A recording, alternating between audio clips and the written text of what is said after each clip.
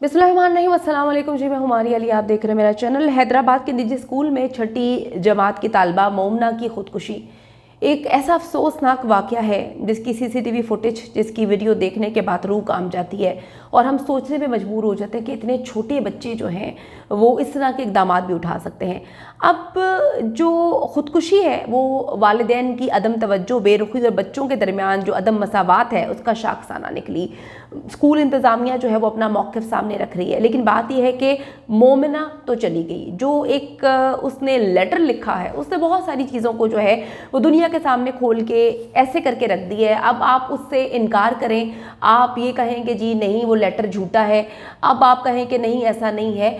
बच्चों के जज्बात जो होते हैं ना, बच्चों की जो फीलिंग्स होती हैं, मेरे ख्याल में अब वो टाइम आ चुका है कि हमने बच्चों को जज करना है, उनके साथ दोस्ती करनी है, उनमें मसावात रखनी है।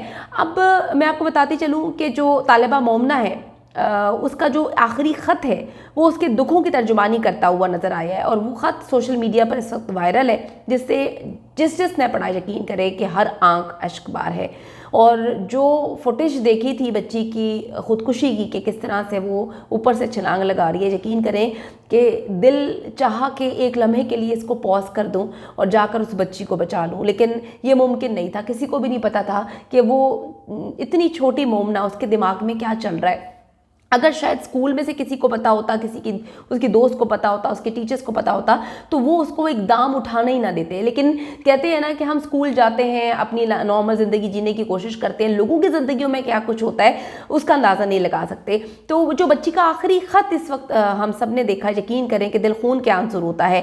हैदराबाद का निजी स्कूल है जहाँ पर तीसरी मंजिल से कूद कर बच्ची ने खुदकुशी की है और मोमना ने अपने आखिरी ख़त में लिखा है, बड़ा ही तकलीफ दे ख़त है, यकीन करें बड़ा रोना आता है कि मैं अपने वालिदैन से नफरत करती हूँ। एक दफ़ा मेरे और मेरी बहन के सर में दर्द था, हमारी अम्मी ने उसका ख्याल रखते हुए उसकी ट्यूशन से छुट्टी कराई, लेकिन मेरी कोई परवाह नहीं की और ट्यूशन भेज दिया। बच्ची ने मजीद लिखा कि जब मैं जो है टैब इस्तेमाल कर रही थी तो मेरे वालिद ने मुझे डांटा, लेकिन मेरी बहन को कुछ भी नहीं कहा। जब हम खाना खा रहे थे और मेरी बहन आराम से नहीं खा रही थी तो हमारे वालिदैन कहते हैं कि कोई मसला नहीं है। जब मैं नहीं खाती तो मुझे डांट पड़ती है। जब मैं ऊपर छत पर जाती हूँ या भाई के साथ खेलना चाहती हूँ तो मेरे माँ बाप मुझे बुरा भला कहते हैं। मैं खुदकुशी करना चाहती हूँ लेकिन मुझ में इतनी हिम्मत नहीं है। अच्छा जी, इतनी छोटी उम्र की बच्ची, इस उम्र में तो हम हमेशा ये बात बोलते हैं कि अल्लाह ताला, बचपन तो बहुत खूबसूरत होता है, हम बचपन में वापस चले जाएं। बचपन में तो कोई जिम्मेदारी भी नहीं होती, कोई टेंशन नहीं होती, कोई प्रॉब्लम्स नहीं होती, लेकिन ये मासूम सी बच्ची अपने बचपन में ही इतनी तकलीफ से गुजर रही थी, इतनी अज़ियत से गुजर रही थी।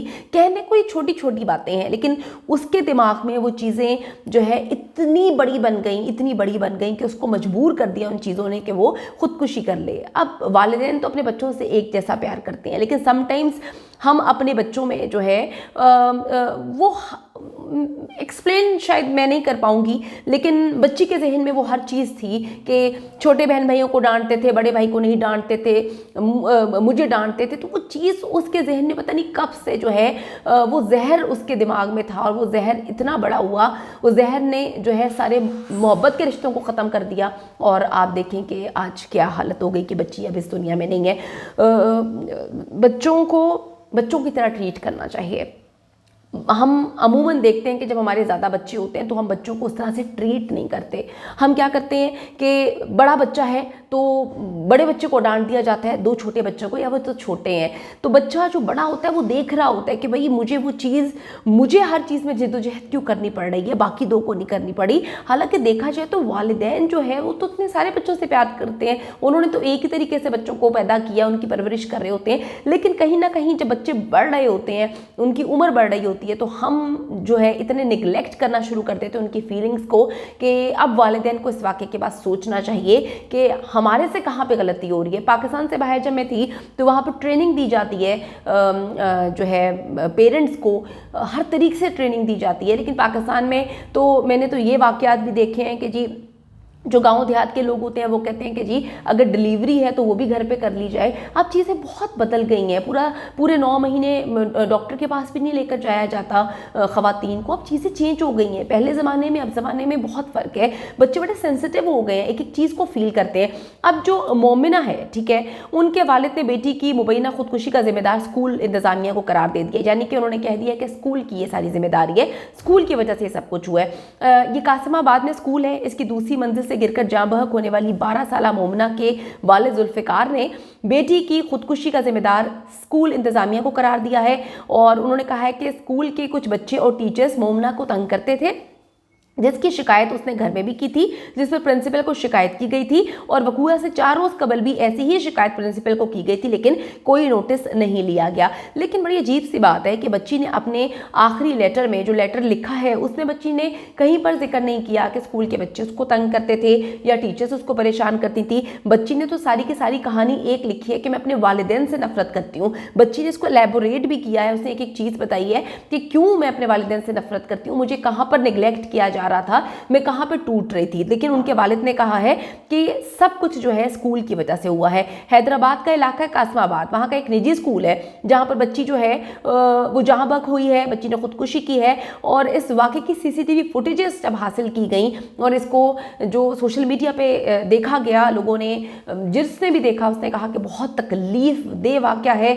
मुझे मेरे रिपोर्टर्स ने कुछ वीडियोज़ और तस्वीर भेजी, यकीन करें मेरी रूह कांप गई है। तो अब जो खुदकुशी मालूम हो रही है, पुलिस ने मुख्तलिफ ज़ावियों से तहकीकात करना शुरू कर दी हैं।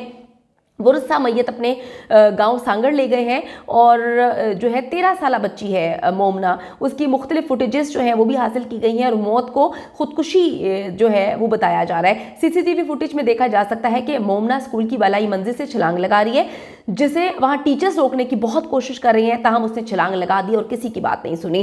जिसके बाद पुलिस ने मोमना की खुदकुशी के हवाले से तफ्तीश शुरू की है और जो मोमना को रोकने वाले असातिज़ा हैं उनसे भी तफ्तीश की जा रही है। पुलिस ने कहा है कि इब्तदाई मालूमात के मुताबिक स्कूल के अमले ने यह बताया था कि मोमना स्कूल की छुट्टी के वक्त निकलते हुए बलाई मंजिल पे गई थी और वहां पर जो है वो जाम बहक हो जाती है। लेकिन एक और सीसीटीवी फुटेज जो है वो सूरत हाल में एक नया मोड़ लेकर आ रही है। इस हवाले से भी पुलिस तफ्तीश कर रही है। ताहम पुलिस ने मोमना की लाश को सिविल अस्पताल हैदराबाद में पोस्टमार्टम के लिए लेकर गए थे। फिर पोस्टमार्टम करने के बाद लाश को उर्सा के हवाले कर दिया। वो सांगड़ ले गए जहां पर उनका आबाई गाँव है और लड़की की मौत जो है इब्तदाई पोस्टमार्टम रिपोर्ट के मुताबिक मौत ऊंचाई से गिरकर सर पर चोट लगने से हुई है। लड़की का एहतियाती तौर पर डीएनए भी ले लिया गया है। बहुत ही अफसोसनाक वाकया है।